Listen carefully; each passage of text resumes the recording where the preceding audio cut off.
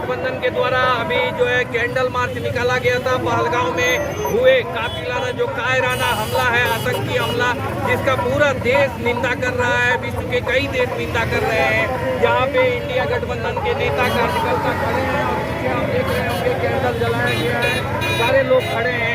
आइए बात कर रहे हैं। अपमानित नागरिक थे, उन्होंने हमारे देश की रक्षा पे कुठाराघात किया है, हमारे भारतीय नागरिकों को मारने का काम किया है। इस लड़ाई में भारत सरकार के द्वारा जो भी मजबूत कदम उठाई जाएगी, भारत सरकार आतंकवाद को भारत से जड़ से खत्म करने में जो भी कार्रवाई करेगी उसका समर्थन इंडिया गठबंधन के सभी दलों के द्वारा किया जाएगा।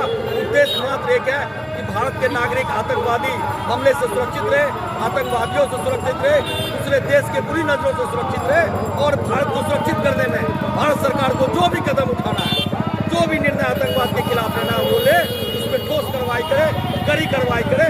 इंडिया गठबंधन की पूरा समर्थन करेगी। इंडिया गठबंधन एकजुट है, एकजुट थी और वर्तमान जिला प्रवक्ता शशिभूषण झा जी यहाँ उपस्थित हैं। क्या कहना चाहेंगे आप, क्यों यह प्रोटेस्ट हो रहा है, क्या मांग है सरकार ये जघन्य घटना हुई है, जिम्मेवारी देते हुए हम लोग पीड़ित के साथ पूरा देश मानवता के लिए जिस तरह चुनाव के समय में पुलवामा अटैक करके मोदी जी अपना आशीर्वाद बताए, उसी तरह ये हमला हुआ है। आप लोग कहना चाह रहे हैं कि ये हमला मोदी जी के आरोप लगाते हैं, ये हमला मोदी जी के इशारे पे हुआ है और जब तक इसको पुलवामा की 300 के जो RDF के ऊपर जांच रहे हैं, उसी तरह ये हमला चुनावी फायदा के लिए हमला करते हैं। और ये बात फिर शशिभूषण झा जी अभी हमारे साथ यहाँ है राष्ट्रीय जनता दल के जिला महासचिव कमाल हक साहब। कमाल हक साहब, आप इस आतंकवादी घटना पर क्या कहना चाहेंगे? देखिए, पहलगांव में जिस तरह का आतंकी जो कायराना तमाम शहीद परिवारों के प्रति हम पूर्ण रूप से श्रद्धांजलि नमन करते हैं और देश के प्रधानमंत्री से हम ये मांग करते हैं कि जो देश में आतंकवादी का जो कायराना हरकत को अंजाम दिया गया उसको चुनौती के रूप में ले और करारा जवाब दे और आतंकवादियों का अगर पाकिस्तान ही हटता है तो उनको शहीद किया जाए, उनको निस्ताफूत किया जाए, आतंकवादियों का सर देश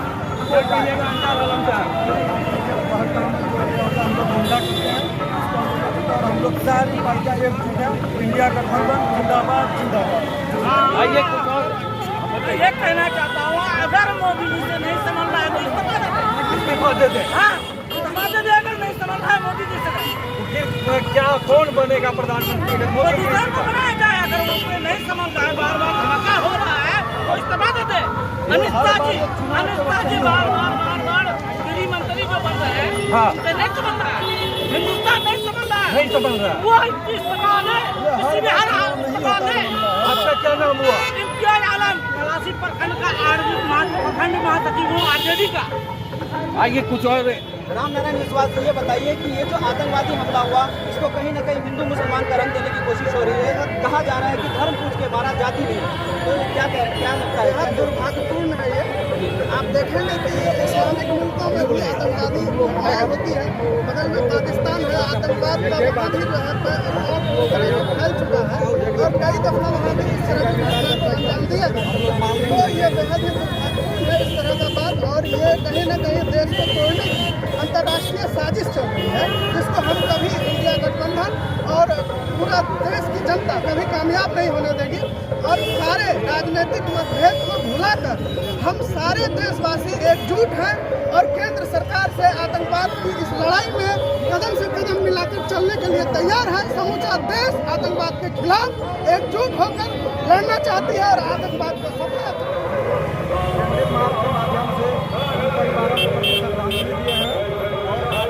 को कड़ी सजा दे सरकार के साथ है, साथ है और आतंकवाद कैसे रुके। और तीसरा कर मोदी जी की बात 370 खत्म हुआ कि आतंकवाद खत्म हो जाए, कहीं न कहीं सरकार का चूक है।